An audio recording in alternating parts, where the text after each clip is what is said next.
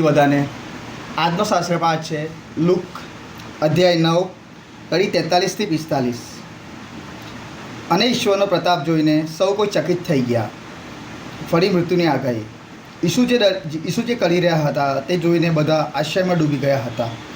તે વખતે ઈસુએ શિષ્યોને ઉદ્દેશીને કહ્યું, તમે આ મારા વચન બરાબર મનમાં સંગ્રહી રાખજો।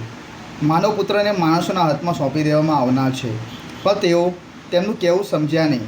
આ વચનો એમને માટે ગૂઢ રાખવામાં આવ્યા હતા, તેથી તેઓ તેનો અર્થ કરી શક્યા નહીં। છતાં એ વિશે ઈસુને પૂછતા તેમને બીક લાગતી હતી। આ પ્રભુની વાણી છે, તે આપણો આધાર। પ્રભુની શાંતિ બધાને।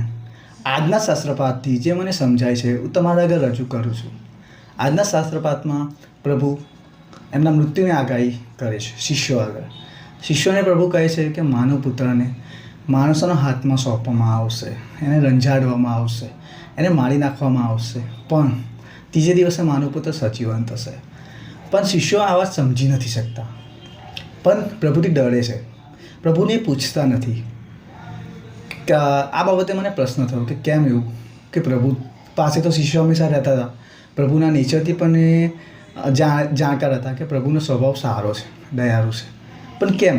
તો આને આગળના પ્રસંગમાં એવું બન્યું કે જ્યાં શિષ્યો એક બાળકમાંથી અવધૂત ના નીકાળી શક્યા અને એને પ્રભુ પાસે લઈ જાય છે। ત્યારે પ્રભુ એમને બોલે છે કે ઓ શ્રદ્ધા વગરના લોકો, હું તમને ક્યાં સુધી સાચવીશ। તો આના લીધે થોડા શિષ્યોને ગભરાયા હતા, બટ ઓબ્વિયસલી એક હ્યુમન નેચર છે કે બીક લાગે, બીક ડર એ હ્યુમન નેચર છે। પણ આ પાઠથી જે મને શીખવા મળે છે કે આપણા પ્રભુ પિતા પરમેશ્વર અને પ્રભુ ઈસુ ખ્રિસ્ત દયાળુ છે। પ્રભુએ આપણી મદદ માટે પવિત્ર આત્મા પણ મોકલી આપ્યો છે। તો આપણે જ્યારે પણ મુશ્કેલીમાં હોઈએ કે ગૂંચવણમાં હોઈએ કે કંઈક વાત સમજાય નહીં, તો આપણે પ્રભુ પાસે જઈએ, પ્રભુ એનો રસ્તો આપશે, આપણને અંધકારમાંથી પ્રકાશ તરફ દોરશે। જો આપણાથી કંઈ પાપ થાય તો પણ ગિલ્ટમાં ના રહીએ કે ડરમાં ના રહીએ કે પ્રભુ શું વિચારશે, પણ આપણે એનો પસ્તાવો કરીએ અને પ્રભુની પાસે જઈએ।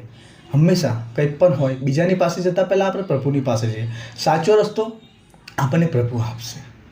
આ પાઠથી મને એ સમજાય છે। એ પ્રાર્થના સાથે આપણે પૂરું કરીએ। પિતા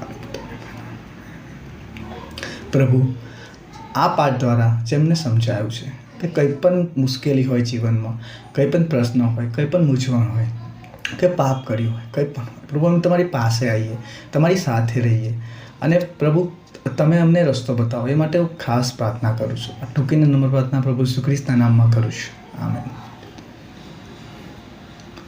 પ્રભુની શાંતિ।